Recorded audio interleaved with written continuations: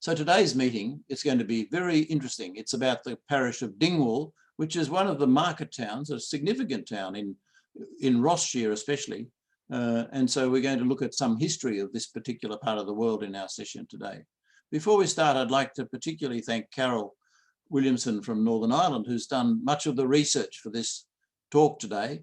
And in general, I think we're very appreciative to all the people who've researched these topics and how much they've put into doing the work. And I think it's fair to say, even Carol will say, how much she enjoyed the research that she did on this particular part of Scotland.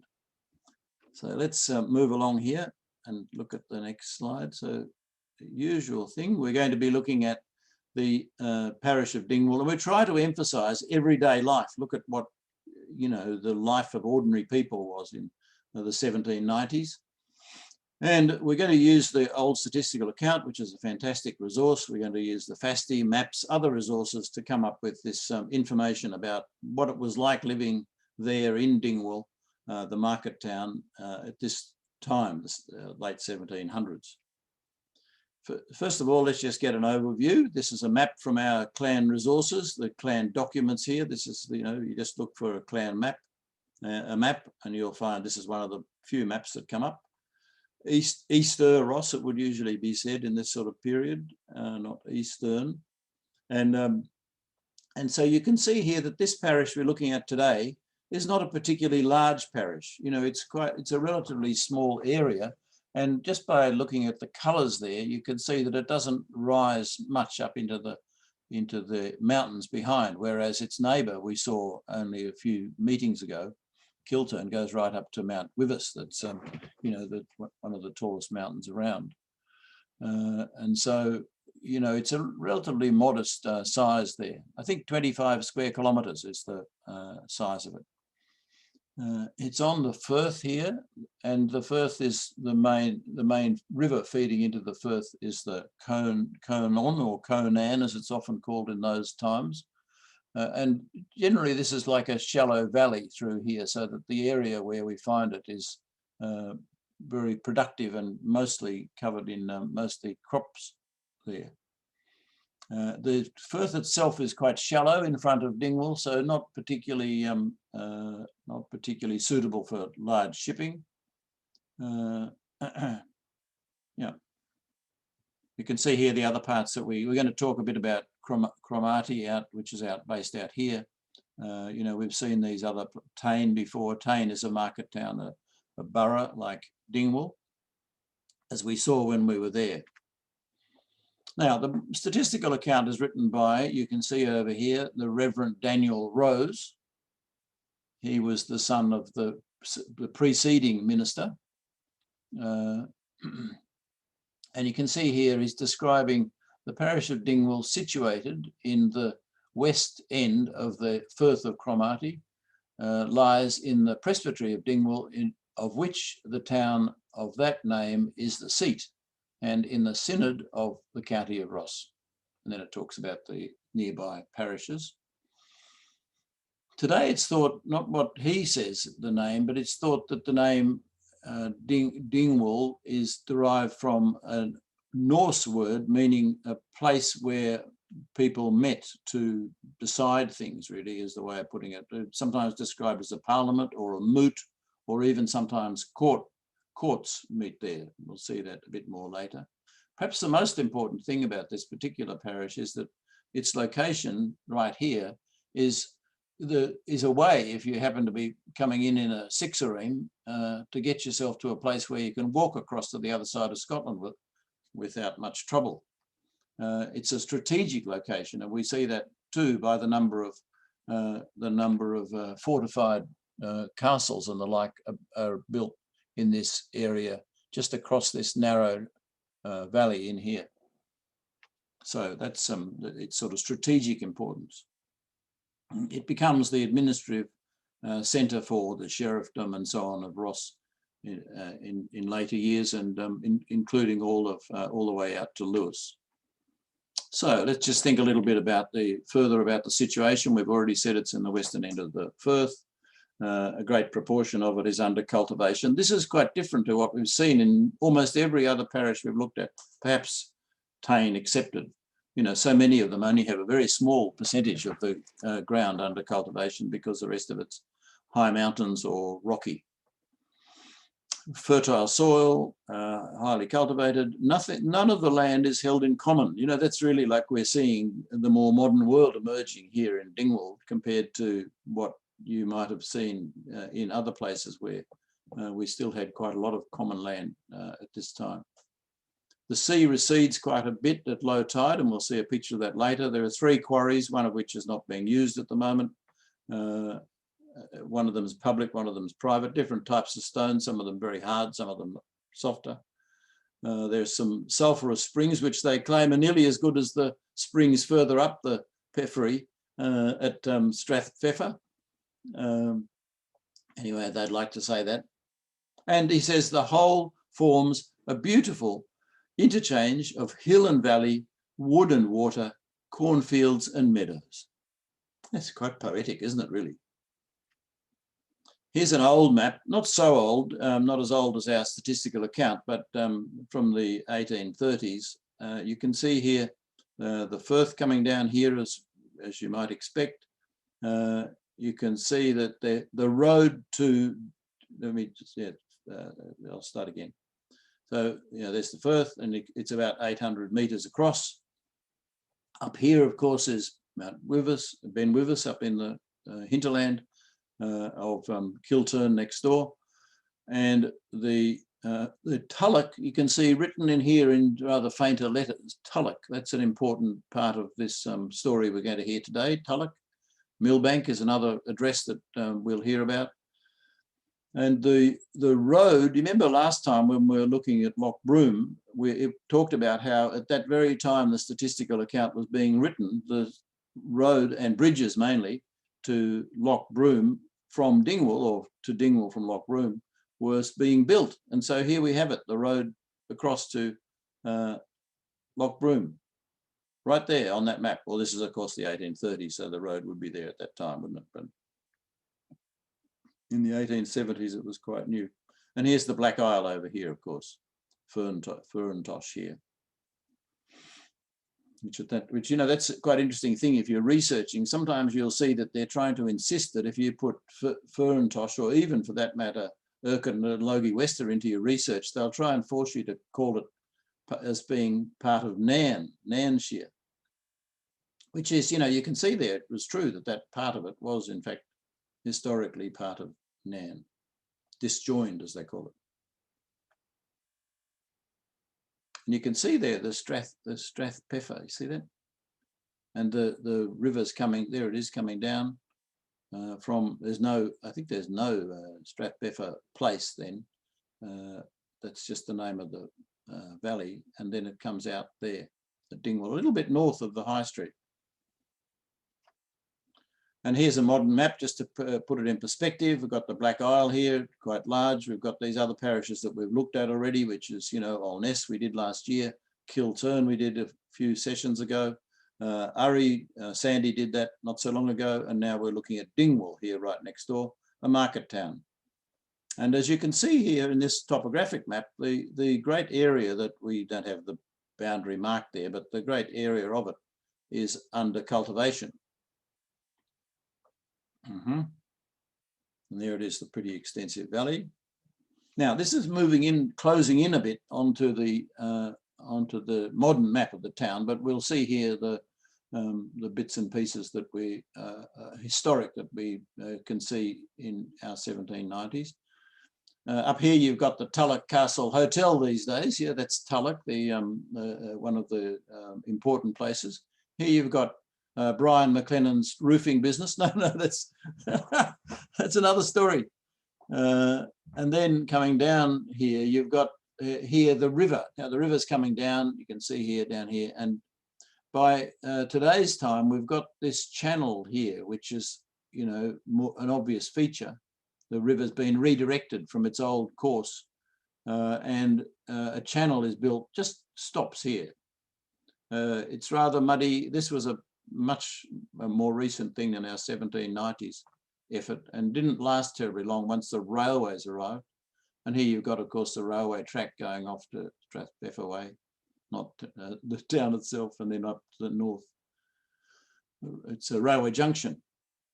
Was important to the Highland Railway over to Strome Ferry, and then later on to Kyle of Lochhalsh. So that's the river, and then you've got the former castle there marked. You see the little castle symbol there on the Google map even today, even though there's not much of it left. You've got the church that was the main church at the time of the statistical account, and for many, many centuries earlier. And here's the High Street along here, and the High Street has the Dingwall Museum marked there, which is in fact the old toll booth or toll house or townhouse that is quite historic and did indeed exist, had been there for some generations by the time of our statistical account. So let's just, I've taken the opportunity in this session to look at the broader sweep of history, not trying to do much detail of it, but just to try and put in perspective when these different parties that we're going to hear about today came and went, like the tides coming out in and going out again. I didn't start with the earlier history of Picts and Scots and MacAlpin and so on, but I'm just looking, for example, at Macbeth, who was born about 1005, about 1000 AD. He was important in this Moray earldom, you might call it. His role was to be initially was in this family, who covered a much larger area than what we call Moray today. Some say he was born in the Dingwall Castle. I don't know about that. That's a bit dodgy. But yeah, he certainly had some interest in this area. However, when still quite young and before he took a senior position in this family, he was in a battle with the what you might call Earl of Orkney, who trounced him in 1030. And it's really from this battle that we see the Norse influence and the name Dingwall emerging for the Parliament place that was run by these Norsemen on a little mound in the very area of Dingwall town now. And in due course, there was a battle between the king and the Moray, where Macbeth, in fact, succeeded to, well, I missed one there. He became this really like a term for an earl as well, of Moray. And then in due course, there was a battle where the two of them, the Duncan I and Macbeth, fought, and Macbeth became king, succeeded Duncan I. There were, of course, as usual, the attacks from England on Scotland, and the last of the Anglo-Saxon kings in England made attacks into Scotland. Edward the Confessor in this sort of period, not in this period we're talking about. In due course, Macbeth was killed in a battle near Aberdeenshire, and the line of the Malcolm and so on took over. So all this happened in a space of relatively short time there. And it was another, but it was, even though we have the 1066 Hastings and all that, in England, there was quite a relatively peaceful coexistence between the Normans in the south and the Scots, who continued on in their own reign until much later, when David I, in this sort of reign period, invited many of the Norman families whose names we know quite well, the Bruces and the Lindsays and the Grahams and all these Scottish noblemen, invited them to come to Scotland. So that's the sort of broad history of what's happening. So we've got this Norse period where we've got Dingwall being a centre of action. Moving on then, a bit later, we have the family which later becomes the Earls of Ross. So they're called this same name. I'm going to try to pronounce it. Anybody want to have a go? Ian, want to have a go? Mormora or something like that. Mormora. This is a hard one too. Anyway, it's often anglicised to a bit more simple version. But anyway, Farka, let's call him, Fiachar, is rewarded by for having crushed a revolt in the north of Scotland by Alexander II, and he then supports the Scottish king in various other parts of Scotland in battles with his men of Ross, arming themselves to support the king's ambitions, including, I think they might have even been present at the Battle of Largs, which is regarded as the final battle for the folk there in, sorry, my phone's ringing out, I get distracted. I wonder who it is. Yeah, so he rewards him, he gives him the title of Earl of Ross. And then the last Earl of Ross, actually from that family, this family, they didn't call themselves Ross initially. They kept this name here even though they were called Ross, but later they adopted the name Ross to their family. It was quite a well-connected fellow, this fellow. His wife was the daughter of Robert the Bruce. His mother was connected to the king he was the first cousin of the King of Scotland through his mother. So it's very intertwined what's going on here. And it's quite important to us as McLennans that this Earl of Ross granted the Kintail area to the Lord of the Isles, not necessarily a MacDonald at that stage, but Lord of the Isles,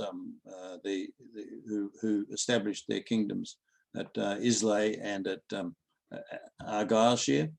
They fell out though. It was quite a complicated story, but the long and the short of it is that the Rosses and the Lord of the Isles fell out, and therefore this was sort of up for grabs, this Kintail area, and this is where we have the Mackenzies arising out of this opportunity here. William, the last Earl of Ross, died in 1372, and his daughter, Euphemia, was forced to marry this fellow, Walter de Leslie, sometimes spelled I-E at the end, who had been an important ally of the king's. They just were forced together for convenience to provide some reward to Walter for his works. They had a castle there in Dingwall, and this is the remains. It may not even be a part of the original castle, but it's what Gordon's father and he took me to see when I first learnt this story. So that goes back to the Battle of Bannockburn, this whole thing of being awarded this thing and getting the ability to build the castle there. So they sort of tied in together, those two things. And what we're going to hear about later, what we saw on that earlier map, the Tulloch Castle was connected later by a tunnel through all the way from this castle through to the Dingwall, apparently. And you can still see some bits of it. I think all we can say of this piece here is that this dovecote or docket was at least built from the stones of the old castle rather than being, it may be a corner of an old castle, but then again, it may not be. It had a moat around it. So moving on a bit in history then, we have the Baines. They become very important in Dingwall, said to be from a family of John Bain or Bain Mackay, and they took this name Bain out of this middle name here, and they sometimes spell it in this fashion, known as the Baines of Tulloch and Dingwall, and so this family is the origins of this Bain family, who became very important, became the sort of principal people in Dingwall. And then you've got that line dying out. Sorry, first of all, they become allied with the Munros, who we've heard about both in Olness and in Kilturn, who oppose the Mackenzies' moves towards the east. They line up. Eventually, though, the Bains submit themselves to the Mackenzies and become allies, and in turn, the Davidsons become, they buy out the estate really from their cousins, the Bains. So in 1762, not long before our statistical account really, Kenneth Bain, the 8th Laird and the 5th Baron of Tulloch, sells his estate to his cousin, Henry Davidson. So we see Davidsons, who we saw, you remember, in Loch Broom, Davidson of Tulloch. Remember that name? Don remembers, don't you, Don? And this is their crest. Yes, indeed. Well done. You don't have to say anything about them today at all, Don. That's fine. Okay, good. But you did track down the family. But it's not that long before that they'd acquired the castle there. Now, I just want to put this in perspective. This is a really great thing. I've used this slide many times. It shows you that in about 1500, the Mackenzies, based, of course, in Eilean-Donan, having established wrested it off their initial allies, the Lord of the Isles. From that base, they move out into the centre here. I better be careful what I say with you here, Ian, what sort of fertility we get here in this central part. But, this is their original coverage, not much.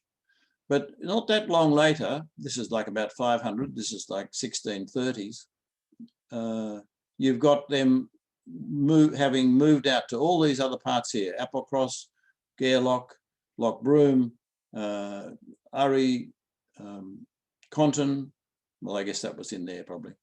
A good part of the Black Isle, got dots through Dingwall. So within this period, the Mackenzies are rising dramatically. Yeah, it's interesting, isn't it? And it includes Lewis, of course. That was. And next time, I've got to say to you, there's a very good session coming up about Gairloch. And Gairloch, it'll be interesting to hear how that was acquired by the Mackenzies from the former lairds there. So here you've got the story of the Mackenzies rising. They feuded with their original overlords, the Lord of the Isles, feuded with the Munros and the Rosses. We've talked about that already. In about 1500, the MacDonalds were defeated by the Mackenzies and driven out of Ross-shire. By the middle of that next century, they formed a bond with the Sutherlands against their mutual enemies. That means these people up here. And by 1700, you've got their region, their control, you might say, stretching from the Black Isle to the west coast of Lewis. In 1707, you find it's very important. I think it's often underrated that the union with England, Acts of Union, the Scottish Parliament and the English Parliament, did away with heritable counties. That means that lairds couldn't pass them on by inheritance to their heirs. And then again, further, after Culloden, we have the Heritable Jurisdictions Act abolishing the judicial rights. That means the ability for the lairds to settle disputes and act in a judicial, judging fashion. So they're losing control. The Act takes away their ability to manage their own areas. So coming on to Dingwall itself, tell me if I've gone too far, Carol. No, coming on to Dingwall itself, we've got this. You got a clear statement that the Mackenzies are in charge. There's this enormous thing here, 17 metres high, which is the Leaning Tower of Dingwall, you might say, erected in 1714 to mark the burial place of the then important Mackenzie, becomes the most important of the Mackenzie by this stage, who had been the Secretary of State for Scotland during the reign of Queen Anne. He vacillated a bit from one thing to another. Handsome boy though, don't you think? He had quite a number of roles, and of course after Culloden his successors were disinherited for a time. But yeah, he's the Earl of Cromarty. Handsome tower. It's not there anymore, but there is one that replaces it. It's in a car park there, the successor. Look here, Gordon, we've got your grandfather's name there, because that's I got this from an article that he'd written. You can see here where this tower is in relation to this is an 1821 map, and by that time you've got the canal there, the channel, the port, you might call it at that time. And there's the high street in the same place as it is today. Not much built up there behind it though, is there? And the tower is here behind the high street, right near the main church of that time. Yeah, that's it, 1821 map, just to show you where it is, what's now a car park. I'll hand over now to Carol. Thank you, Carol. Isn't that right? Yes. Yep, I'm standing on mute.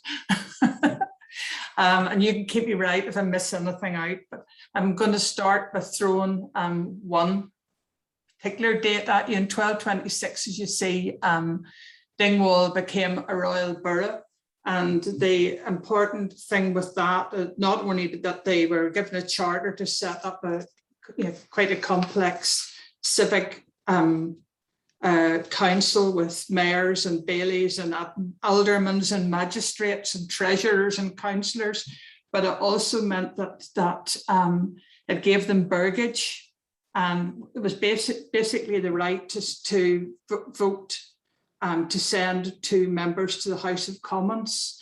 That was a right that was eventually taken away in 1832.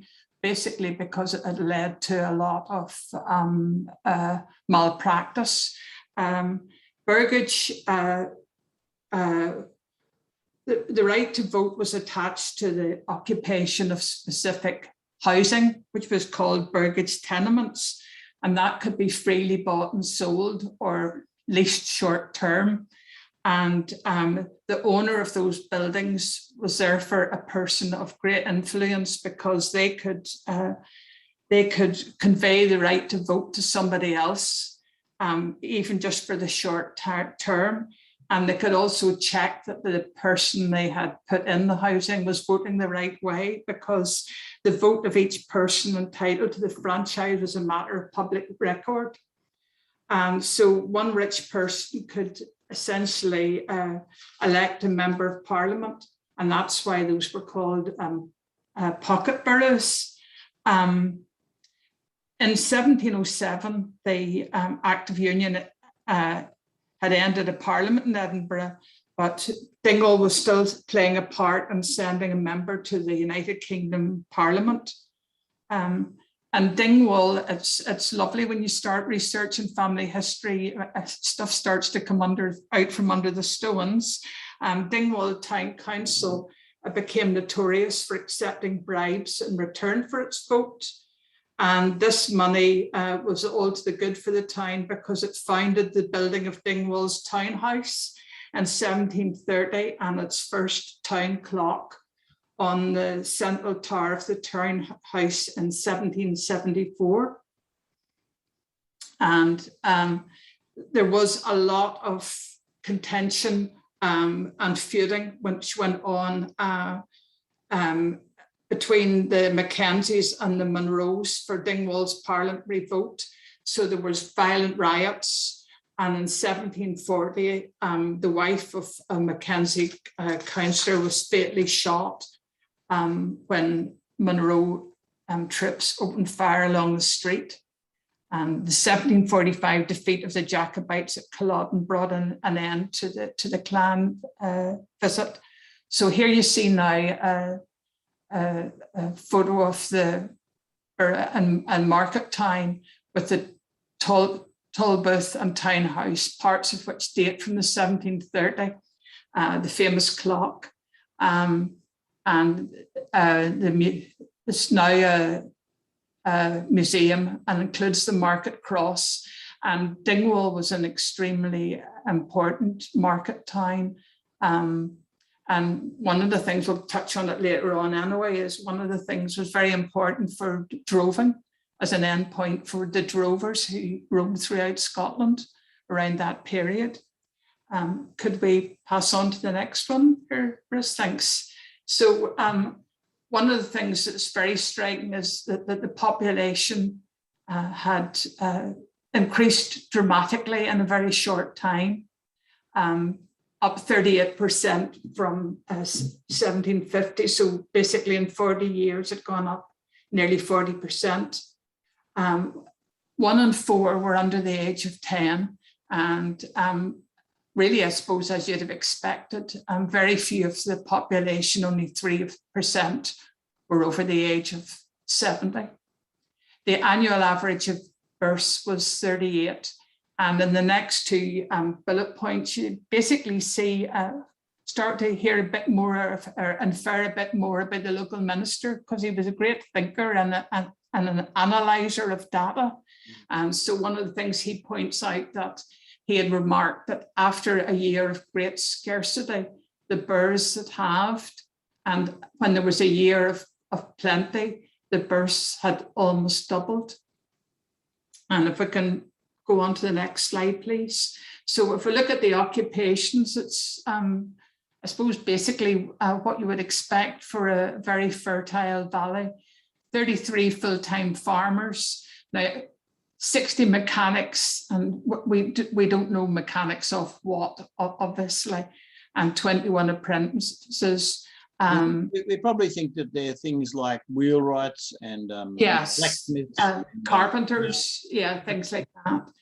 7 merchants, 117 men servants, and interesting to see that a large proportion of female servants employed in different kinds. Well, no, actually one was employed by the clergyman, and also as one would expect from a big-ish town, a big centre, there was a physician. And if we could... The thing that I noticed about this was that we didn't see, you remember when we looked at Tain, there were so many people referred to as cotters, and there's no, yes, this is the same sort of town as Tain. There's not any reference to cotters and, you know, their role in this, although they probably in amongst these people who've got that sort of arrangement in amongst this. yes. The idea was that they, you know, they occupied some land in exchange for some days, maybe a lot of days of service to an estate, and had a bit of land to grow their own things. But there's not any talk about cotters here, which is, you know, one of these differences that we see between the different reports, whether they were really cotters or not. Move on. I don't know whether you can infer that then from the number of houses. You know, the proportions of the housing later on. Anyway, so I suppose one thing that stood out about Dingwall is the number of attorneys. There were 6 writers or attorneys and inferior practitioners of the law, because there was so much illicit distilling and liquor smuggling. And Daniel Rose, the minister, mentions later on that the 2 inns were okay, but the 19 ale or whisky houses were the worst of nuisances, and affecting the moral fibre of his parish. And there's a large retail trade, articles formerly unknown and now in universal demand. And he does quite a bit of analysis as he goes along, you know, thinking about how things could be improved and how things could be bettered.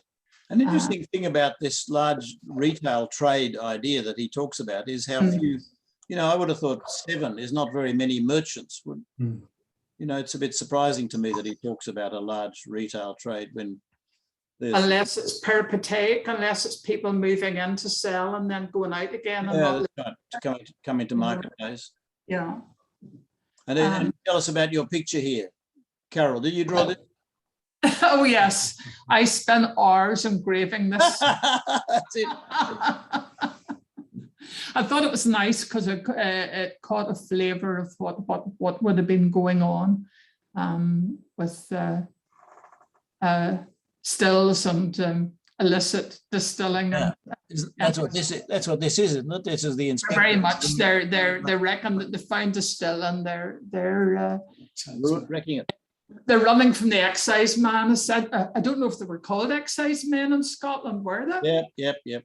Were, but basically I think they were running from them. Okay. One of the things that the minister says several times throughout his text was that there was a lot of scope for manufacturing and many in the neighbourhood who would be glad of employment.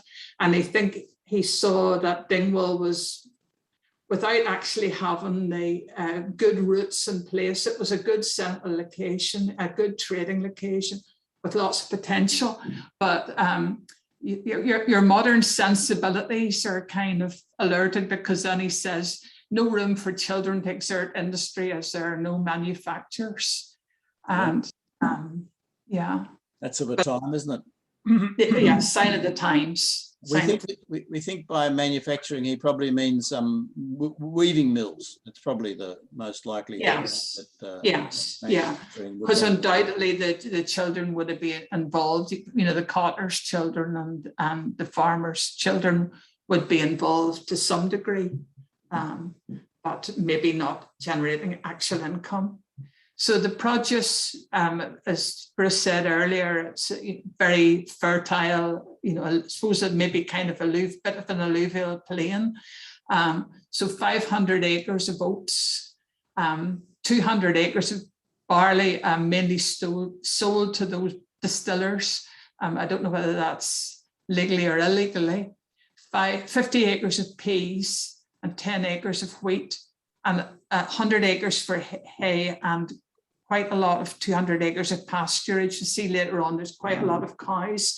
And one of the interesting things was that there's 25 acres of potatoes. We're seeing there the beginning of the importance of potatoes as a crop. And some of the local farmers actually gave acres out rent-free because potato growing was seen as a soil improver. So they let it out piecemeal, or give it out piecemeal to cottars or whoever. Of course, that I thought originally that meant 25 acres each for the thing from my reading, but you're right. It would be much. No, it's going to be total. wee tiny scrubby fields that they want improving. You know, something I'd like to hear other people's views on is related to everyday life things. You think of bread as being like a staple thing, you know, let them eat cake, that sort of talk. But with this, most of the other parishes, we've seen no wheat at all, because of course the West Coast parishes are very wet and don't support wheat growing. But this, you know, is not very much really wheat. Not if they're going to be eating a lot. It made me think about how much you would have made bread out of oats or barley, or, you know, this relatively small amount of wheat. I don't know how much bread people ate in day to day. I suspect from looking at this, not so much. That, you know, usually the oats were eaten as gruel type thing, not as bread. The barley was all, you know, consumed by into whiskey. And just this small amount of wheat, which you'd think wouldn't be enough to support bread making for the whole district. So I just began to wonder how often people had bread, as opposed to what you might normally think, that bread has always been there. I don't know that there'd be much. Anybody have any thoughts on that? I think you can make quite a lot of bread out of oats. Some of the earlier oats in Orkney make bannocks, which are sort of flattish loaves. They've still got yeast in them, but they're not quite oat cakes, but they're not quite rolls. Mm-hmm. Bannocks. Annex, that's it. Thanks, Liz. I Yeah, was wondering about oat cakes as well. I don't know how common that would have been at that time. yeah. So, we just assumed that the oats were used as meal to be used either in a, heated way or even just eaten cold with some water. But yeah, it could be some bread, but maybe it wasn't an everyday thing. Liz, what do you think? Every day or not? No, you're unmuted. You're muted. Probably every day would be, your carbohydrates would be from oats. A meal like that. Yeah, as a porridgey meal. Yeah. I think that was very popular with stonemasons. I was reading a book about Hugh Miller, and apparently all the stonemasons, they all used to have a gruel type porridgey substance for their meals. They'd take it out with them on their jobs, go out to a job and put it Yeah, in. because it was easy. It was easy to keep. They kept it dry, and then it was easy and quick to make with the water when they were on the breaks on site. Yeah. Yeah. Yeah. I remember they made barley bread in Lewis. Do you? Yes, yeah. So they didn't make much whiskey. Is this what you're telling me, Ken? That's it, yeah. That's it. Shame. What a waste of barley. Anyway, it's a thought, isn't it? It gets you into thinking about everyday life and ordinary people. I think, Gordon, that was a good contribution of yours there. There was something else I was thinking as well, Bruce. The selling to distillers. There was a distillery on the Black Isle called Ferrantosh up near Louis, and I can't remember the name of it, but they had a royal. They were allowed to make whiskey legally when nobody else could. And so it was a very, very big buyer of all these things back when. That's it. Many other people are only doing whiskey illegally, but I believe they got it taken away, and the market went away, and there's no. I haven't found any trace of the distillery now. But right. yeah, it was a big concern in this sort of time, I believe. It had an exemption from duty, from excise exemption. Yes, that's why it got all the barley to make. All into there because they had this exemption on excise. It's mentioned quite often, Gordon. Thank you. Yeah, I can't remember how they got it, but I remember reading it. Yeah, the king gave it to them. Yeah, as part of the incentive. Okay, moving on, Carol.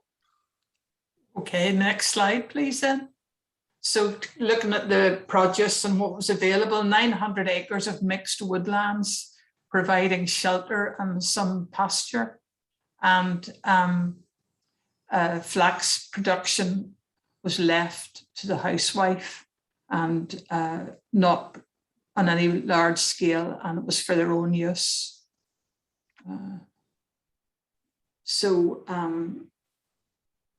were, if you see there's an imbalance really, there's a lot more in the horses and black cattle. There's a lot more of the smaller horses, 318 of the small country kind, more suited to the hilly terrain, and 56 large horses. And then 600 cattle, which is a substantial amount, some oxen, but mainly milk cows and young cattle. And many of the cattle are purchased by the drovers that I mentioned earlier. And just throw in a mention, there's a book that was produced recently, it's mentioned at the end, about the drovers of Scotland. So it was an interesting read. And as I said, Dingwall was very, very important commercially. So if we could look at the next one, please, Bruce. Just before you go, you remember when we did locks, a few meetings back, we did locks. And I think it said there was something like 400 horses in locks. And the people from the local history centre there and so on were saying, no, that's just got to be wrong. That's wrong. There can't be that many horses in our parish. But, consistently since then, I've noticed we've seen these sorts of numbers, like Here you've got Yes. nearly Yeah. 400 horses in this little tiny parish. Yeah, when you consider alongside the population, you know, Yeah, it exactly. seems because they're going to actually have to feed those as well. Yeah. But And this- it's more than 2 per household. Well, it's in that sort of order. well, I suppose part of that would maybe depend on the estates and, you know, what the heritors had and if they had. But presumably a lot of these would belong to the heritors. Yes, yeah, yeah. You know, it's still an extraordinarily large number for the Isn't it? Yeah. relatively small population of this place. Mhm. You think of like a pretty normal school today might be, you know, the sort of numbers of people, like 1,500-ish people, right? But just an ordinary school. Think of there being 400 horses amongst one, you know, lined up at the assembly. It'd be an amazing sight. How many horses they had. Maybe we'll have more cars than that though now. What do you reckon? 2 cars per household. It's as many as they had. We now have cars. Think of it that way. Carol. So then Fishing's mentioned that the only river, the Conan, as was mentioned before, had some trout, but not enough for them to be available commercially. And there was a very productive salmon fishery, which sold salmon at 2 pennies a pound in season. And there had been a stale salmon fishery. That was an old Scots practice of placing nets across the river to prevent the free run of fish. I'm not entirely sure that that's a stale photo. Yeah. But it was near as you know as I could get. And obviously the part of the problem with fishing is going to be that, you know, that the tidal in and out, that I think it was 4 miles in and out at low tide. So that was probably an impediment to fishing as well. So next one, Bruce, please.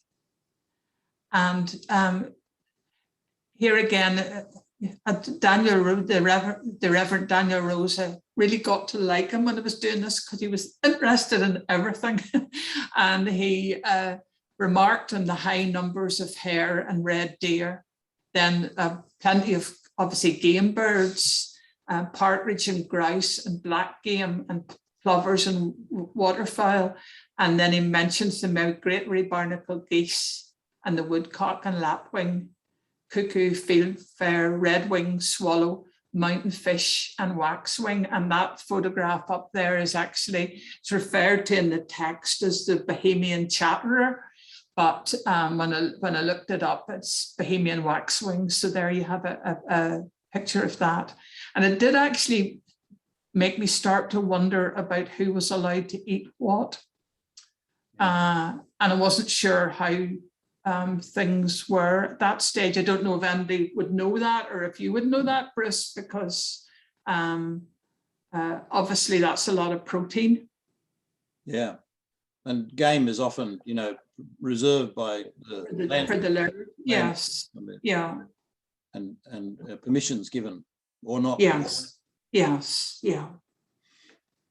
Okay. So, and that's just a pretty picture.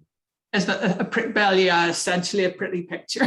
Irresistible, isn't it? Lovely. It is, and you can see the flat plain there, and quite gentle sides, and quite wooded, even the fields, looking good.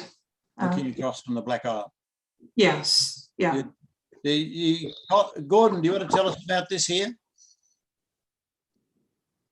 It's a more recent thing, but the McDonald's monument. Yeah. I can't remember what the dates are, but yes, it was built as a memorial to Hector MacDonald. I think he went quite high up in the military. Yeah. I've actually got a wee book on him I want to read. I haven't actually read it yet. From I do know. Lowly beginnings. Lowly beginning. Yes, he was born in Rootfield. Kind of, if we have this photograph, if we're on the extreme left of this photograph and go down a few miles, he was born on a wee croft at Root Field near Mulvooey, and I can't remember the story, but he did get very high. I think he was General Major or something. He was very high up. Yeah, thanks, Gordon. I think he committed suicide as well, I believe. Yeah, it's true. Thank you, Gordon. Yeah. Carol? So we've found out beforehand, before that the infrastructure wasn't great, even though the development potential was. So we have here another pretty picture of the River Connan. Just gives you an idea of the depth of it as well, I think. But the roads were in very poor repair and particularly bad in winter. And there was only one public road to the Black Isle. And one of the throwaway comments was that there were frequent fatalities because people attempted to cross the ford at the wrong time and basically lost their lives. And there were 2 other weak burns or small streams, but they were unbridged at that point. Yeah. So and transport available included boats. There was a small one which went to between Dingwall and Ferntosh at high tide, and a bigger one capable of dealing with bulky articles as well. And imported goods from London, Glasgow and Leith came in the London and Leith smacks every 3 to 4 weeks. And then there was obviously how ordinary people got a look round. 24 carts, properly so called. Now, this is a figure I thought was incredibly high, 2,410 small carts for peat and harvest. And then the kalachis, which I think we've come across before, which were essentially a basket and wheels on a frame. They were solid wheels and conical coarse wicker baskets. They were used for muck spreading and some maybe also moving peat around. So you can see he thinks he's they're quite well connected by the sea, but of course there's boats bigger. These little smacks, they're just small vessels. Yes, but yes. As the ships get bigger, it becomes not viable to bring them into the harbour.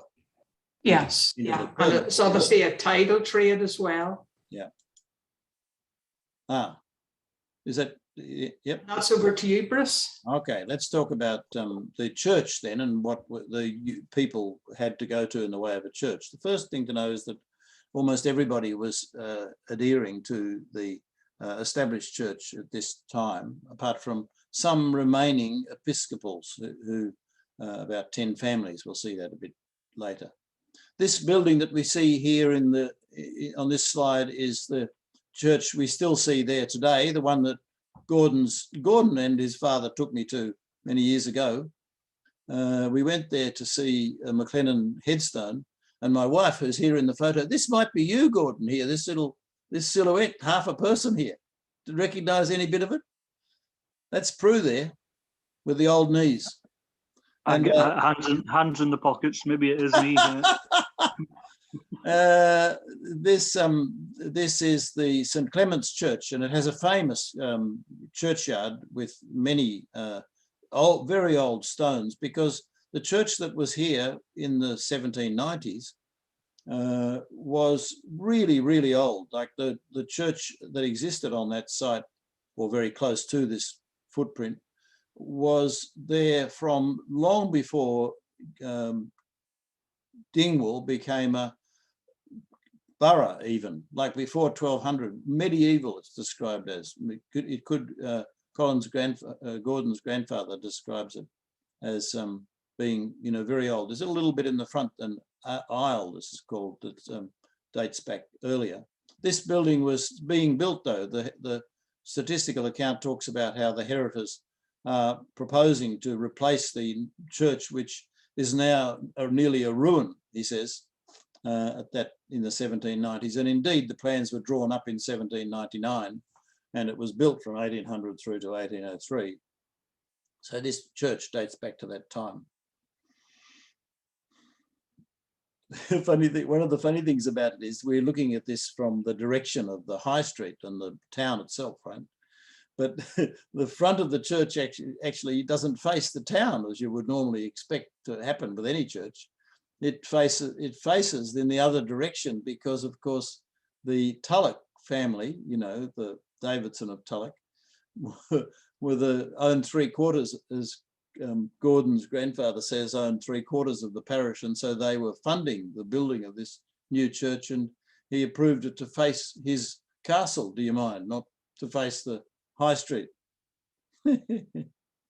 There are, you know, giving a good idea of the antiquity, very old stones here, including a Pictish stone, one that's been recycled, you might say. You know, it's got Pictish inscriptions on one side, and so it's used on the back of it as someone's headstone, you know, with more modern writing and the dates of their birth and death. So this is a new church at the end of this period that we're talking about in the old statistical account. Let's look at some ministers, because it's quite interesting. It gives us a better picture of the overall history there. If you don't mind, we'll just indulge ourselves a little bit.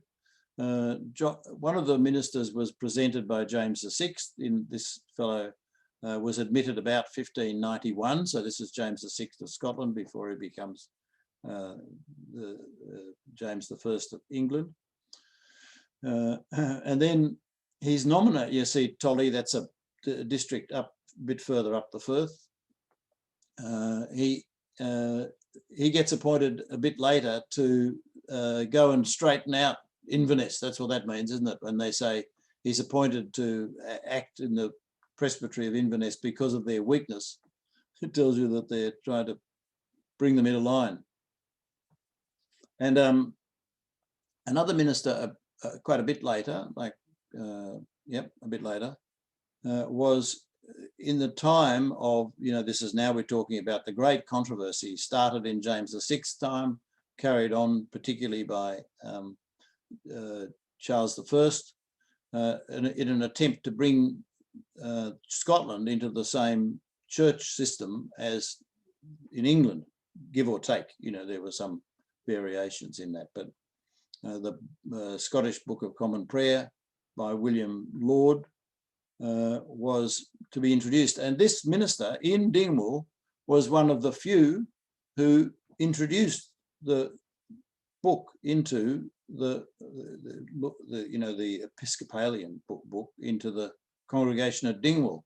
He was demitted by the synod for his wickedness and declared incapable forever of the ministry in 1648. So you can see this is not a small matter that he wants to use this book that had been really encouraged by Charles. You know, he'd been, in a way though, you could see that this is a parish where they've had the long-standing loyalty to the kings, and so you'd think, well, they've got to do what they say. He's threatened with excommunication, and eventually, much later, you see, several years later, acknowledges his guilt and repents in the Dingwall Church in 1650. So that's a bit of a snapshot into that period in history, isn't it? In this very church we're talking about, or the church at that site. Moving on a bit then, soon after, we have a very interesting one for us as McLennans. It's a John McCrae. Of course, we know that McCrae's arrived in Kintail and were well established there. And this fellow is the son of Alexander McCrae of Inverness. This is how they write it in the Fasti. They just put of Alexander M. Of Inverness. This is on the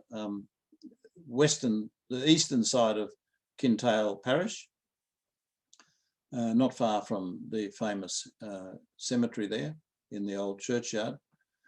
He gets a MA from Aberdeen in 1660, and then he became a schoolmaster at Dingwall, where he is presented as being eligible to be their minister by Seaforth, no less, in 1674. So this is all making, you're seeing now the way the Mackenzies get to decide who's in positions of influence and decision-making in their part of the world. Seaforth is appointing the minister. He is now under the Episcopalian polity, as you might say, is in place still, and he becomes the treasurer of Ross, but he continues on being Episcopalian long after it's then, you know, thrown out. And he dies he does that without, you know, ever apologising, without conforming to Presbyterianism, and he dies in 1704, buried in Dingwall. Good, eh? He wrote some important things. He wrote a history of the Mackenzies, which is called, that's a name from Lochaush on the southern side. And he also wrote a history of the genealogy of the McRaes. So this is quite an interesting guy to us, but perhaps more importantly, his son became a Catholic priest. This is in, you know, years following this. And he then was a priest in the Strathglass, that's in the south of Kilmorach parish. And then in due course, he founds the mission that's at Dorney. You remember when we looked at Lochaush a few weeks back with Kathy, that she talked about how there were some Catholics in the parish, but they're in Lochaush, but there was no chapel for them to attend. They went to the chapel in Dorney for their services, the Catholics from Lochaush. And this is, look at this, this is the guy who's got this history from Dingwall, who founded that chapel. Interesting, huh? Now, the current minister who's writing this statistical account, he says that most, as I said, most of the families in Dingwall are part of his church. Just 10 families are partly or wholly Episcopalian at his time and are serviced by visiting ministers, no permanent opposition to him. He was born himself in Tain in 1755, where his father, Adam, was the minister at the time. The father then goes on to become the minister in Dingwall from 1743 to 1780. So that, you know, he's very familiar with the parish because his father, most of the years, he's, you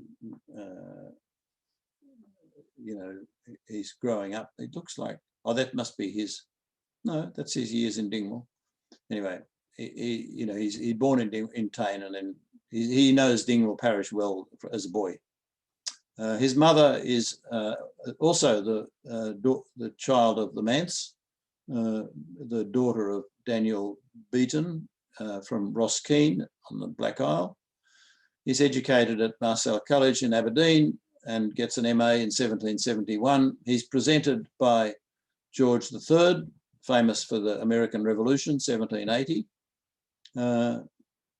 He becomes an eloquent speaker, the Fasti says. It's sort of like very frank in a way, the Fasti, and the succession of the ministers. And one notable thing, Carol might like to talk a little bit more about this, is that he was on a holiday, you might say, or visiting France and Paris on the day that the mob stormed the Bastille, which of course was only last week, wasn't it? A few years back, Bastille Day. I was in Paris for a Bastille Day once. I still remember the jets flying over, red, white and blue over the Champs-Élysées. Very good. Would you like to talk about he was there on Bastille Day, Carol? I know this is one of your favourite things. Did you learn any more about it? Well, I did, and if I'd known you were going to throw that at me, I would have notes ready. So thank you, Bruce. Well, I suppose generally one of the things that I was fascinated by the fact that he could get to Paris from Dingwall, that he was there when that happened, when that was happening. I suppose one of the things as well was that for me came across very much in the his whole writing was that he had an eye for the people and an eye for an appreciation of how they were impoverished. And I wondered, I sort of inferred from that, you know, a bit about, now totally without any other evidence, that his sympathies might have been engaged by something like being in France at the time. Mm-hmm. And I mean, obviously the French Revolution had a really and profound impact on Scotland and what happened. And because more and more people from further down the social scale were being encouraged to engage with politics, and there was a whole liberal middle ground that appeared. And there was a huge surge in the number of popular radical societies, and liberty trees, which I had never ever heard of, which were a French revolutionary symbol, were planted around Scotland on market crosses as a way of demonstrating people's sympathies. I mean, we don't know if that actually happened in Dingwall at all. And there were riots, very severe riots, certainly in Edinburgh. And the British government was spooked by this surge of radicalism, and really cramped down and met with military intervention to suppress the riots and suppress the radicalism. And some of the leading radicals were deported. And a key figure in the sort of cultural side of all that was Robbie Burns, because many of his poems, which he was writing around that time, sort of were kind of soaked in the essence of what was happening, and things like Scots by Hay, which I probably pronounced wrong, not being truly Scots. We're all about this whole idea of the common man and the importance of the common man. So very interesting times. Yeah. And great for getting in touch with your inner nerd. There were certainly societies around Scotland that supported the ideals of the French Revolution. Yeah, it was quite a widespread movement in Scotland, and we'll see later also the Americans claim that they were the sponsors of, they started the whole thing rolling, that the French copied the Americans to have a revolution. That's the American take on this thing. Let's look at the ministers who came after our Reverend Rose that we have just been talking about. The next one was presented by George III, speaking of the American Revolution. And he was there from 1805. That's after the new church was built. The Fasti doesn't say much more about him, really, except that he went on to Edinburgh in 1820.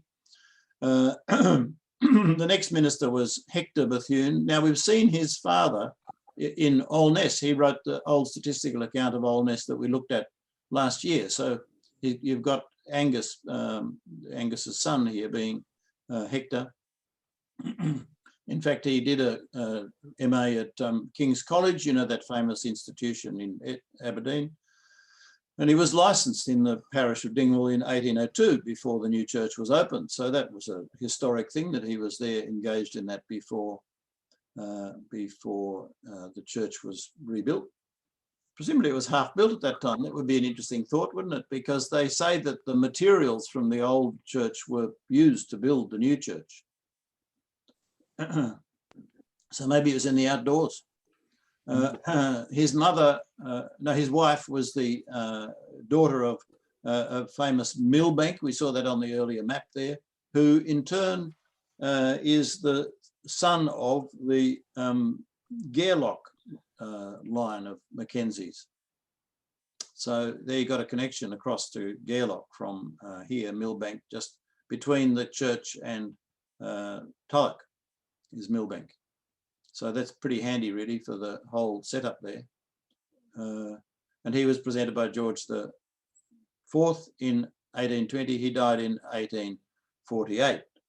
Now, I've got to say I have a personal interest in this because I took this photo here. Perhaps Gordon helped me take that photo because this is Prue's first cousin. Prue's first cousin. 4 times removed, though. They're not the same generation, right? But that's her, yeah, she's related. And this is the nice things they say on this headstone that I took the photo of. Beneath this pillar slumbers in the blessed hope of a glorious resurrection to eternal life, the mortal remains of Reverend Hector Bethune, who for the period of 30 years faithfully discharged the pastoral duties of this parish.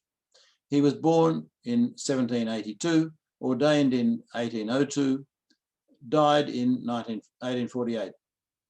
Erected by his parishioners, co-presbyters and other friends in grateful remembrance of one whom they respected, esteemed and loved.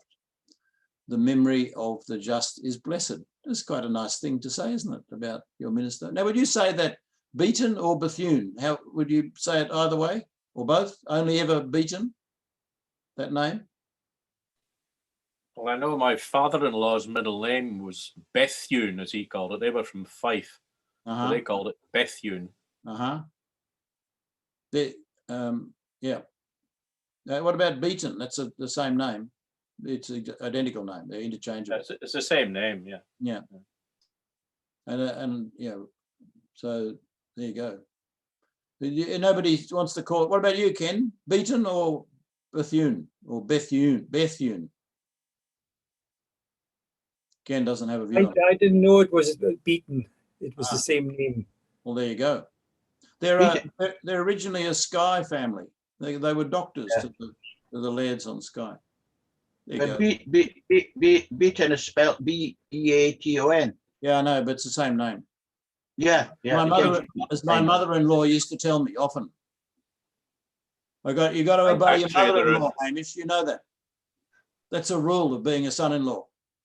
So, Bruce, I think, as I recall, there are actually two completely separate Beaton or Bethunes that are unrelated families. The Bethune is Norman French. It was a Norman family that gave the name Bethune. And Beaton actually, although they seem to be interchangeable now, actually has different roots. I think, I've seen that museum at Armidale on Skye where they have a lot about Bethunes. There is a place called that in France, of course, Bethune, on the Western Front. But, you know, I got to believe my mother-in-law, Sandy. Anyway, so that's that headstone there. We did some interesting things with this parish. Correct. Tell me if I'm going too far, Carol. We bought some session minutes from Dingwall in the period that we're talking about to see what they had to say about particularly McLennans and generally the things they have in their well. This was uncovering a can of worms, Carol, wasn't it? Or not? Interesting anyway. It gives us a fascinating insight into how these Kirk sessions ran the towns that they were, or the parishes that they were in charge of. They reached back into every little part of daily life. The meetings would start in a fairly normal way. They used this word sederant, which I've seen often in church minutes, you know, to mean a sort of meeting or a sitting. And the minister, who of course is really, it's the elders meeting, and the minister in Presbyterian polity is just one of an equal amongst the elders, although he's called the teaching elder. He has no different status to the others. So the sort of things they consider are mainly fornication, as far as we can tell. There's prenuptial fornication, other fornication, adultery, irregular marriage, Sabbath breaking, of course, that's one. Intoxication, irregular attendance at the church is another important thing to consider. Swearing, fighting, things like that are considered there. And if they're more serious cases, they will refer them on to a higher level of the church, to the presbytery level. Now, the sort of things that McLennans got mixed up in here were things like Colin McLennan, who may be someone we see later or may not be, was required to pay £1 and 1 shilling towards the clothing of his brother's orphan children. That's sort of looking after the poor, that aspect of session responsibility, or just generally keeping things in order. But then we have another case that we came across. I don't remember what date this was, this one, Carol, but a Margaret Mackenzie and a Roderick, spelt that way, McLennan Jr., was brought before the session because they had brought forth a child in fornication. both parties being suitably exhorted and ordered to satisfy discipline, Rod McLennan was ordered to pay a fine of 10 shillings to the session. There you go, Hamish. Aye, that, well, just that's my ancestors as well were taken to court in Dingwall in 1851. Same No. thing. Same, exactly the same thing. And They this probably man, just- They probably just go on. the father was a well-known farmer in Miravard, a man of substance. So it was a lot more than 10 shillings that had to be paid. You had to pay £8 a year plus a bowl of meal or different monies. It was very interesting. 1851. That's it. Good stuff. Now I found another case of a woman Simpson was taken up in front of the session. The father of the child was a McLennan, a sailor, and the child was called Horatio Nelson McLennan. Now I often wondered whatever happened to Horatio Nelson McLennan. It was time of the Battle of Trafalgar.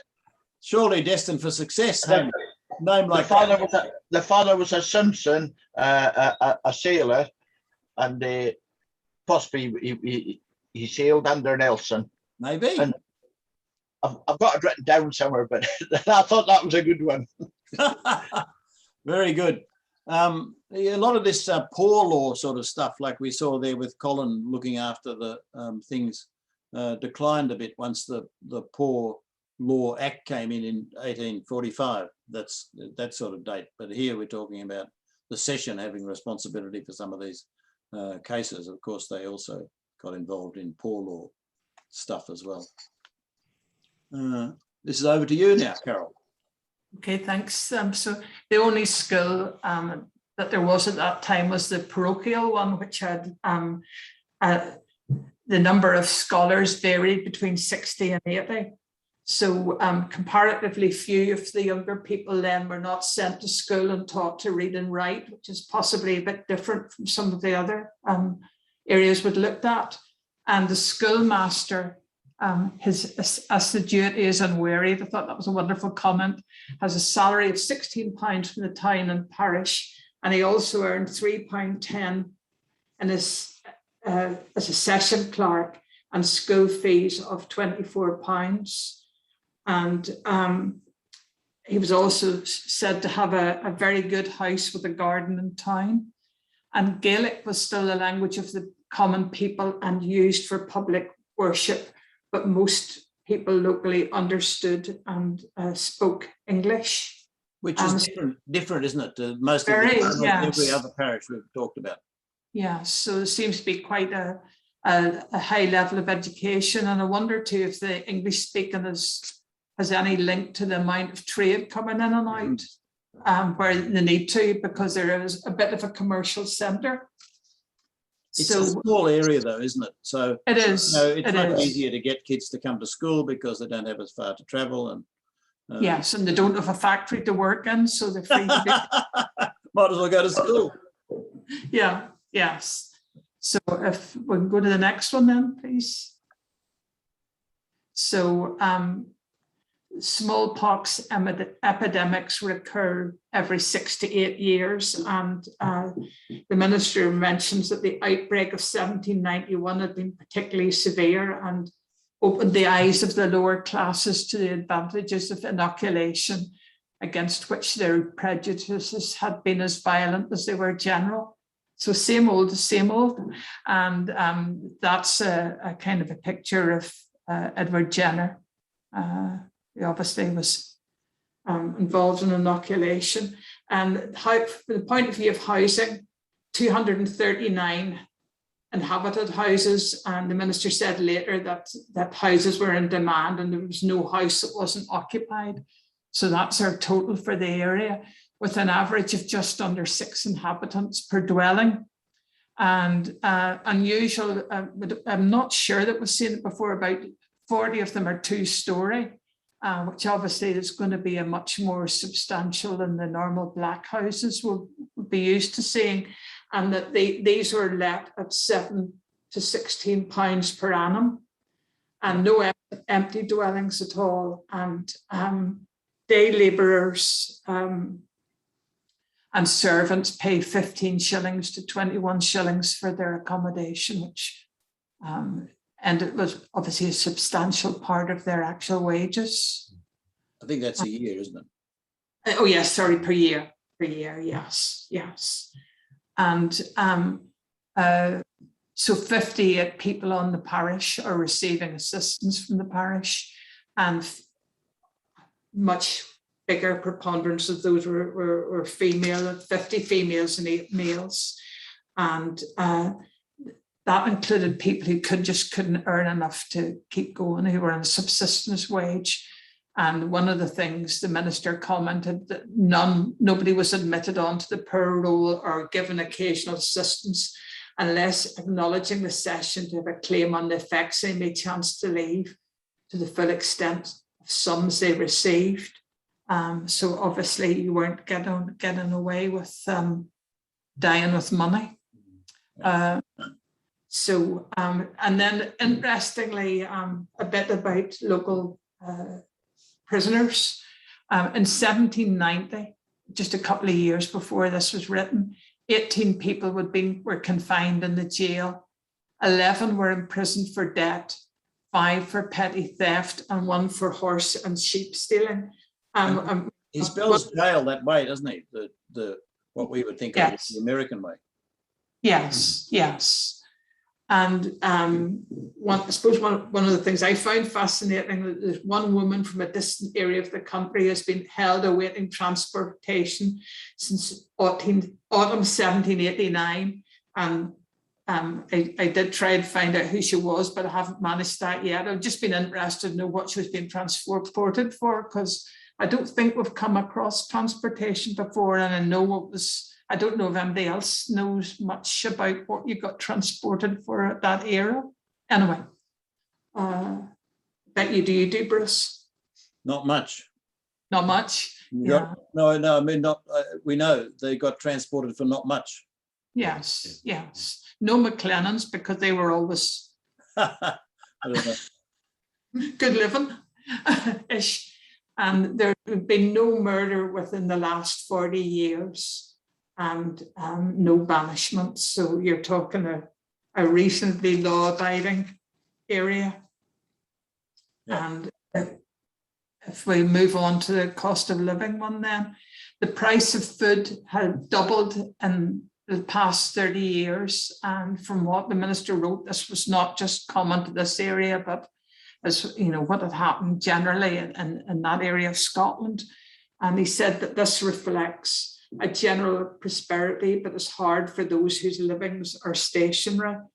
And at that stage, a common labourer would be getting £7, 16 shillings a year. So obviously, you know, not big money. And I thought this was a wonderful quote, but habits of frugal management taught by poverty to the indigent are found to affect what the affluent do not imagine and cannot easily believe. It's very telling, that, isn't it? Isn't it? It really, really, really is. So he makes several comments like that. How poor they are. How yes, exactly. They need to be frugal, and they know what poverty means. Yes. The affluent can't imagine how they live even. Yes. And one of the things that I found when I was kind of fussing about was a National Archives currency converter. And there's a link to it at the end. But it sort of gave you what the equivalent buying power would be for that money, you know, for that £7.16, which in 2006, which, as they said, was a common labourer's wages. And that would have been just under £600 in 2017 terms. And when you're talking that, and you've got your household of just under 6, and you don't know how many of those are earning. So it was obviously, you know, hard times.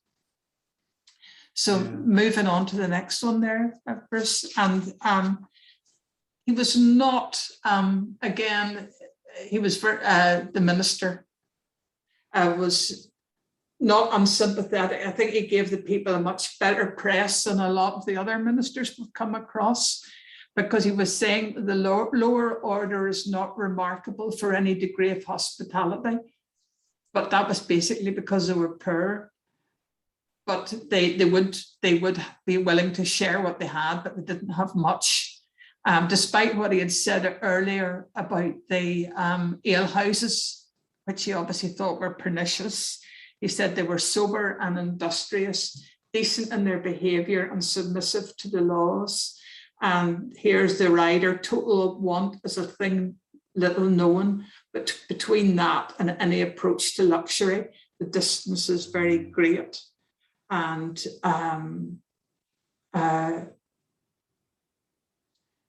so if we move on to the next slide, sorry, no, just I couldn't remember what it was. So just a rider in that. He said as well that if the wife manages to spin, she could, as well as looking after her family, she would be able to earn almost £2 a year. And that would have been just over £150 in 2017 terms. And basically, he said as well that there was no allowance for sickness or any other exigencies. And the amounts he gave for earnings didn't allow for people who were irregular employment. And large families were often reared on very small amounts with the assistance of a small field for potatoes and perhaps a little patch of ground for greens. So it's a tough story. It is. How this pittance is distributed and how it is made sufficient for the subsistence of family is inconceivable. So there you go. Yeah, thank you, Carol. That's, salutary. Let's look now at the statistics. And I just wanted to remind people how you can find these statistics and other things here on the main. This is the home genealogy page here. Of course, this is what you see when you normally go in, and normally you will log in. But over here on the left-hand side are all things that you don't even need to be a subscriber to have access to. So one of those is the clan stats there, which, as you know, are dynamically generated at the time that you request them. So it's using live data from that very moment when you've asked for it. And so it takes a little while for it to load up sometimes. If you see any problems, let me know. The other things that are on this page as well are, of course, there's quite an interesting section there about DNA and how you can use DNA and become use the clan discounts to get proper DNA testing done. Another area that you can look at is the World War I Roll of Honour, because that links every grave that we know about that has a McLennan connection through to this site. There's the free travel guide called McLennan Places Across Scotland that you can click on there and get a PDF book and take it with you. That gives you the coordinates that you can click on and you get Google Maps to drive you to the place that you want to go or walk. But then the other thing that's interesting here is this is where those of you that have not yet accessed the recordings of the previous sessions of this series are there on this link, Finding Your Ancestors Videos. That's there. That's how you get to the link. Okay, so the first thing you always look at in these parishes is just to get a bit of a feel for how significant this parish is to others where we find people in our database. You can see that Dingwall appears here on the first page, whereas not down to, there are 4 pages covering all these parishes around here. It's the 10th on the list. Of course, you've got the big ones, Gairloch, that's the parish we're going to be looking at in our next meeting. And then you've got these other parishes around here, some of which we've covered, some we haven't, most not yet. And then these middle ranking ones, including Dingwall, ranking the 10th, there were 34 in this decade from 1800 to the end of December 1809. There were 34 births of McLennans or children of McLennan or even spouses of McLennans. I was interested. I thought to myself, well, you know, all these ministers we've been talking about, they must have signed baptized those children and their names, the ministers' names, like we saw with Kennedy in last time's meeting, would be on the OPRs, or would have been responsible for baptizing and getting them onto the old parish register of births. And so I picked this date because of Hector Bethune here, and I thought, well, how many do we have? And in fact, we have 275 births of McLennans or McLennans in Dingwall up to 1850. Quite a lot, I thought. You know, we haven't made any special effort to make this parish much different to the others. And indeed, if we go on to future years, we've got nearly 500 children born in Dingwall. It's a lot. That's some children either of McLennan women or McLennan men. No, it's not actually. It's only children with the surname McLennan, in fact. I thought, well, while I'm here, I might as well think, what are the most popular names in this parish? So I just looked at what they were for all the years, you know, right through to, you know, we mainly concentrate on before 1910, that sort of date. So looking at all the years, the most popular boy, I was expecting Donald to be there, the name Donald, but no, it was John and Alexander were the most popular boys' names, and Anne and Mary were the most popular girls' names. Grizzle, of course, is quite a popular name in Dingwall at this time for a girl. Be a nice name to call a girl, don't you think, Grizzle? Right. I just butt in a little bit there, Bruce. It's interesting about the most popular boys' names. When John and Alexander were traditionally the boys' names in my family, even to my generation. I was christened Alexander and my brother is John. That's it. So that goes back generations for generations. Yeah, good, eh? We do have the famous Donny Dingwall, who Hamish remembers very well. You know, I first had correspondence with Donny Dingwall, heaven knows how long ago. Many decades ago. He did a lots and lots of genealogy and research. Wonderful person. In the very early days of the society. Yep, you can find his page in the genealogy, just by putting in the nickname Donny Dingwall. He's actually ID number 12899. 12899, yeah, 12,899. That's him, Donny Dingwall. Wonderful fellow, policeman in Dingwall. He had a by name, another by name when he was in the police force. Yeah, he was called Harpic. Harpic, cleaning fluid. Well, why was he called Harpic? He was clean round the bend. He was clean round the bend.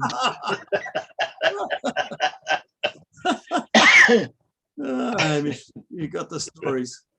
Well, looking at the all the individuals we have there, that's McLennans and their spouses and their children. We have nearly 700 births in Dingwall. That's those who might be children of McLennan girls or spouses. So quite a big connection, really. 700, that's a lot for us, even though it looks a little bit smaller in that initial pie chart that I showed you. Quite a lot of deaths and quite a lot of marriages. Interestingly enough, you know, we're trying to do a little exercise to make a big exercise, to try and make sure that we have every single marriage in Scotland that involves a McLennan bride or a McLennan groom between the beginning of statutory registration in 1855 and 1900. So I thought, oh, I'll see how this parish is going. We didn't make any effort to get them all in. And it's very interesting to me to see that out of this nearly 200 marriages, we only have 10 that we're missing. That's good, isn't it, really? And, you know, we will, I would expect in the next few months, we will get all of the, well, maybe by the end of the year anyway, it's relatively soon, we'll have every single marriage. And of course, that means we've got, even if we find children that we don't yet have, we've got the parents already. That's what that means, by and large. So just a quick comment, Bruce, about the number of McLennans in Dingwall.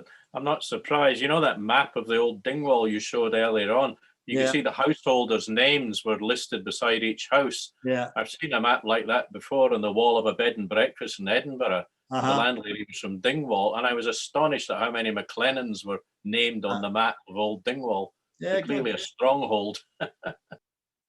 Yeah. Yeah. And they usually follow Mackenzies, of course. That's the normal pattern. Thanks, Sandy. So another interesting thing is that we look at the marriages because that's the only chance you get to give your own name usually.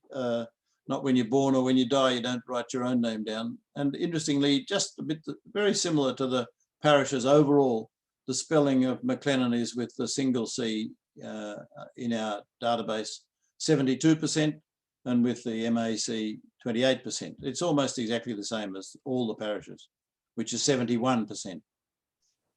Much the same. Now, here's an individual McLennan that's going to blow your socks off. Talk about an adventurous life. There could not be a better story. Anyone wants to be an author, this is a book waiting to be written here. This Captain Donald McLennan, his father was Colin McLennan. This may be the same person we saw earlier and mentioned in the session minutes. And this is his Colin McLennan's headstone in the churchyard.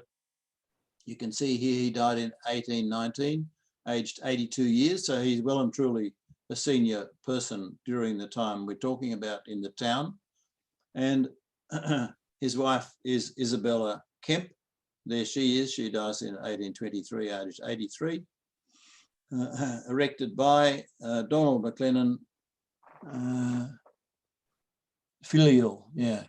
It says testimony to, I've got it written over here, and Isabella Kemp, his spouse, who died in 1823, aged 83, erected by Donald McLennan in testimony of his filial, meaning son, affection and duty, dutiful remembrance. There you go. So this is their headstone. In the, well, it was more than an obituary. In the write-up about Donald when he died, the sisters, Donald's sisters, described their father as a burgess of Dingwall of considerable mark and force of character, who was long a member of the town council, having entered that body about the time when the northern boroughs, of which Dingwall was one, achieved for themselves the distinction of returning to Parliament Charles James Fox. Now this, if you feel like having an adventurous time, go and read about this MP, Charles Fox. He was speaking in Westminster about, you know, the American Revolution should succeed. He was quite a character, that these people. So this is like consistent with what Carol found out about the minister being in Paris with that American-inspired revolution they had there at the Bastille. So this is the father. He was a wheelwright, as I say, and also a merchant and an innkeeper. So he was quite a trader type, you know, commercial fellow in the town. And his son, they had two sons. The younger was Donald, and the older was called Roderick. His number I-753 in our database, so you better look that up. There. He went to the Fortrose Academy, which is out there on the Black Isle. You know, and obviously he got quite a good education there in such things as maths and so on, so that he could navigate the seas. And he became a captain. His brother, that happened because his brother, the older brother, who was more of superior abilities, the write-up of at the time of Donald's death describes him by his sisters, and he obtained a situation, a job in London as a clerk in a shipping company, shipping house, Hamilton and Company, who traded with India and you know, China and Malaya and so on. And Donald himself was able to be invited to work on one of Mr. Hamilton's ships. He liked the outdoor life. He went at first to be a clerk, but then liked the outdoor life more, and spent many years backwards and forwards to India and the like in the ships. And then in 1802, he became captain of a ship of his own. And the ship was, this is not his ship, but this is a ship of the same type. the ship was looked like that. Handsome, isn't it? It was called the Dart, and it was owned by Mr. Mackenzie. What do you know? Old Bishopgate. That's of course in well, isn't that in London? I think so. And he sailed in that to the South Seas, to Tahiti, where he bought turtles and things like that. And then on from there to New Zealand, where he spent quite some time travelling around New Zealand. Then he went to Norfolk Island, which was a convict colony off the Eastern Australian coast, and arrived in Sydney in 1803, I think it was. And at that, yeah, 1803. And he was commissioned by the governor at the time to be the supply, to command the supply fleet of 2 vessels to resupply the very new colony in Tasmania. The very first, it had only been set up there weeks, a matter of weeks before this resupply fleet was assembled to send more officers, more supplies and instructions and more convicts and so on to Tasmania, to near Hobart. Not actually the exact place where Hobart is, but give or take. He returned to, after many months, they left from Tasmania and went further sailing around New Zealand, from where he sent Maori implements back to his family in Dingwall. And it said he sailed around there for 3 months altogether around New Zealand, which of course, you know, is very early days for New Zealand. So, yeah, amazing. In 1802, he persuaded his brother to go on a journey with him. 1804, he persuaded his brother to go on a journey with him to South America, and they, you know, you can see they went to Rio and other places like that, and then they went up the west coast of South America, and off the shore of the coast of Lima, they were captured by Spanish, and they were a number of them were killed, including Donald's older brother, Roderick. And this monument, this is my photo in the house that Donald built in Dingwall there, in Castle Street. It has on the wording on the side here, I've transcribed, and it says, erected by Donald McLennan, late commander of the brig Dart, in memory of his brother Roderick McLennan, who was killed with 7 of the crew of that vessel in defending her against the treacherous attack made by Spaniards on the coast of Peru, the 5th day of April 1805. So he had to tell his father that he'd, you know, on the journey allowed his other son, his oldest son, what's he called, superior abilities, to be killed by the dastardly Spaniards. And in 1817, the adventures have continued, and he writes to his father to say, if it please God that I return from this voyage, I will not go to sea anymore, and it may perhaps be my lot to build a castle in Dingwall, as I have often contemplated when far away. Anyway, he goes back there, and Gordon and myself, we went to see this, and I took this photo. There's a horrible fence there now blocking the view, but there wasn't at that time. And he built this castle from this mansion, really, Castello, it's called, you could call it a castle. That's what he wanted to call it. This house he built from the stones of the old Ross Castle, Dingwall Castle of the Rosses, which is he bought the castle land. In fact, Tony described it as in Castle Street,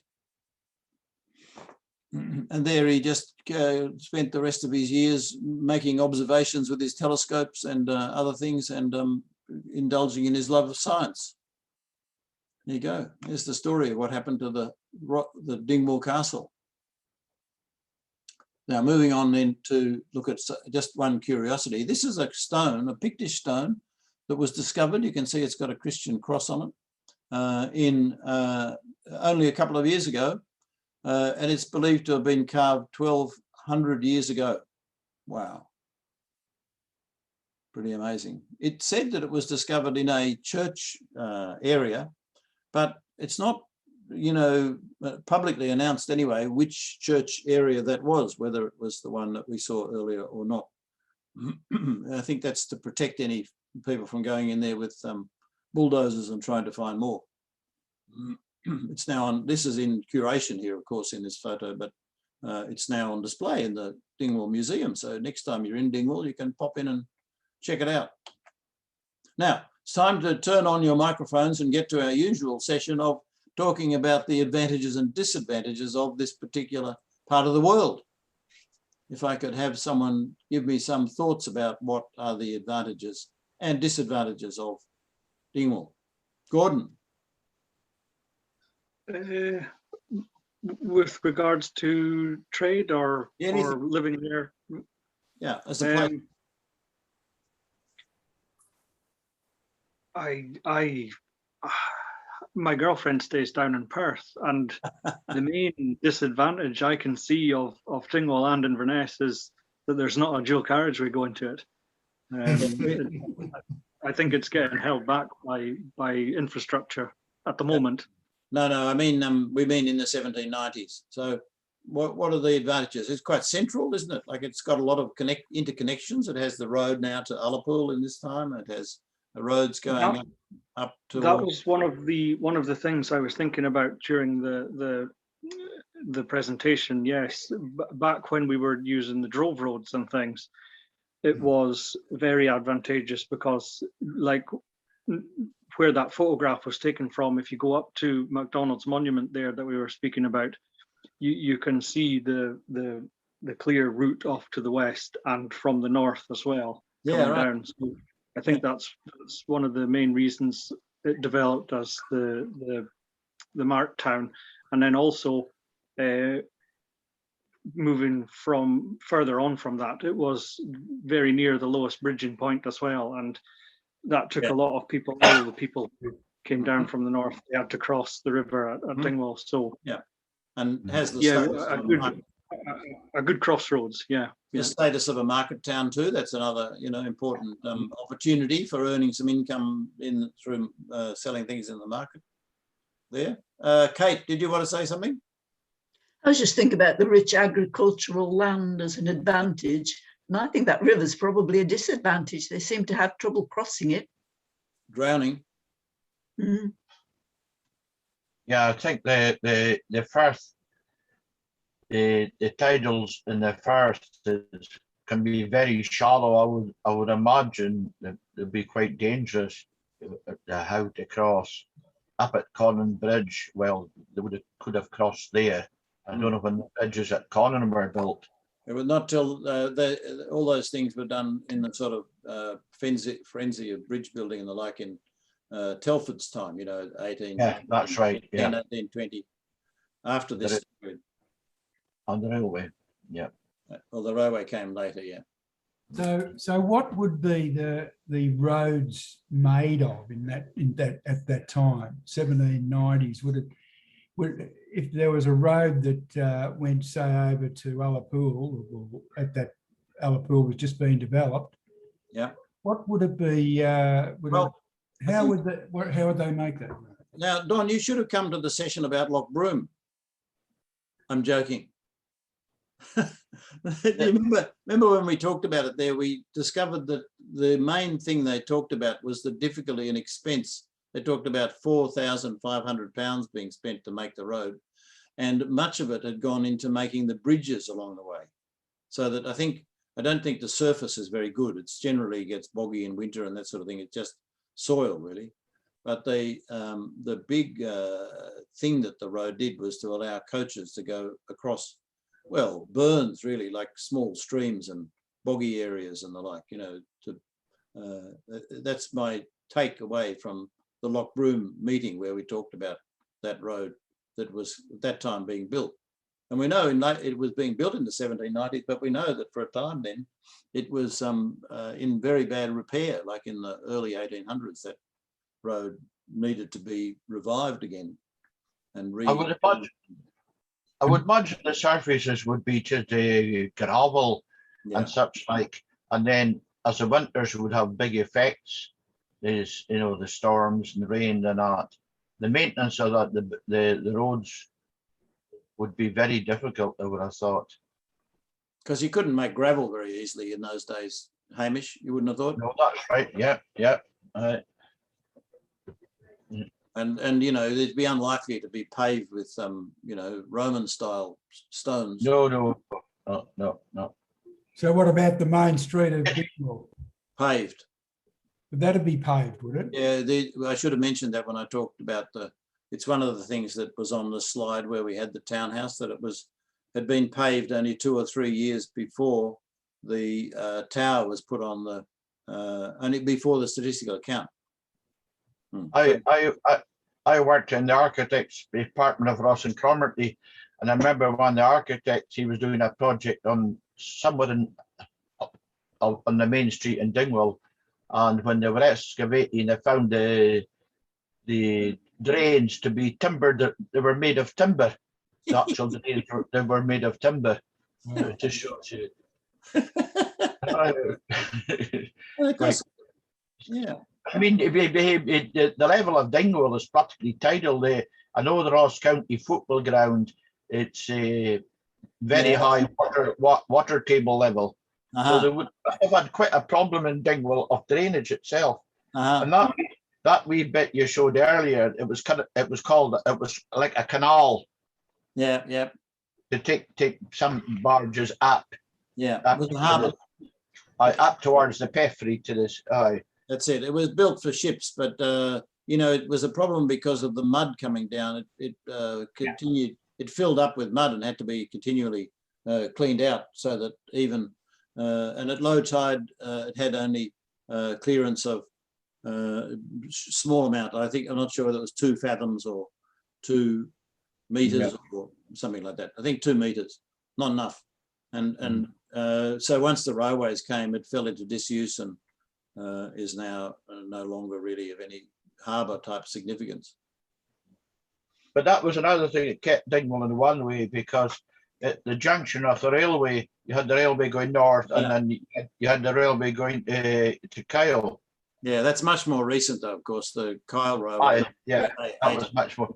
1860 and 1870. Even when I worked in Ross and Cromarty, we had the option. We used to do work in Stornoway because that was part of Ross and Cromarty, and we had the choice to go by railway to Kyle and up by the boat to Stornoway, or go by plane, or go. We had a choice. Well, we went by the train and up because that was a day's journey.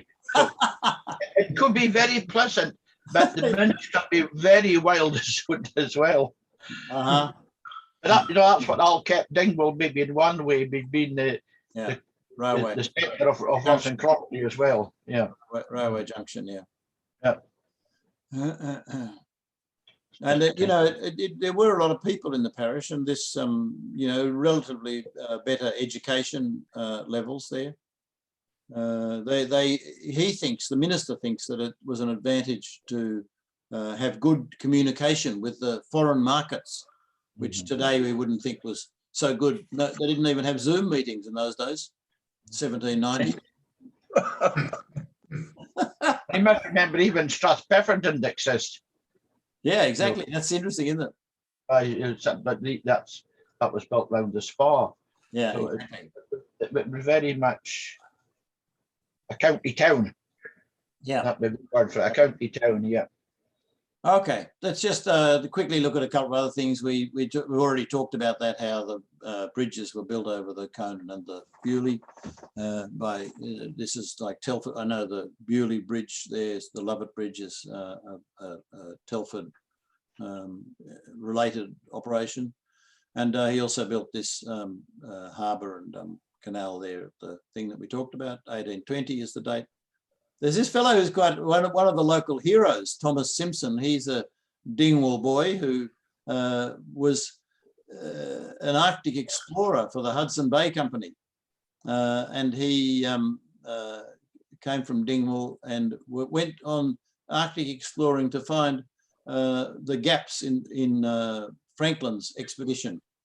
He had a rather tragic end, but he was the son of the Dingwall schoolmaster and magistrate, Alexander Simpson, who lived through this period we're talking about. So there's another bit of a local connection there to the world. He died in Iowa or one of those northern US states in tragic circumstances.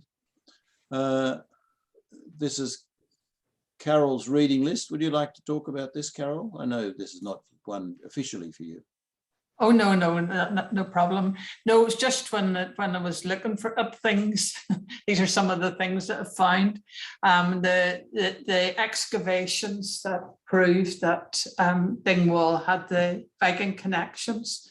I think the latest survey was done in November 2011, and that is a link to the site and a little bit about what they find. Then the currency converter, which is on the National Archives site. The difficulty, I suppose, of that could be that it's a kind of GB-wide thing rather than locally specific, but it was quite interesting to give some idea of how much money was worth. You basically could convert it first into the 2017 equivalent, and then you could also look at what it would get you at the time, you know, how many cows, how many whatever's of wheat. So that was interesting to have a look at. And that Walking with Cattle, as you can see, is a fairly recent book, and it was basically going from quite ancient times to the present day, and mentioned Dingwall quite a lot glancingly, but was really about the history of the drovers and their society, and you know what their lives were like. So it was interesting. And then Dingwall Museum, they actually have on their website a big books and links bit.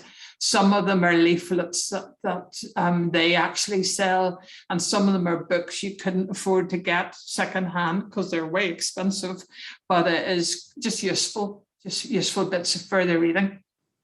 For those a fellow who wrote a number of these books that are in here, I've been corresponding with about, and he suggested I put this picture in, and yes, Carol has put this link here. So I don't know if he joined us earlier. He was going to, Jonathan McCall. He's like a tour guide to historic Dingwall, and if you want to, I could put you in touch with him if you're interested in researching Dingwall further. That's what he does.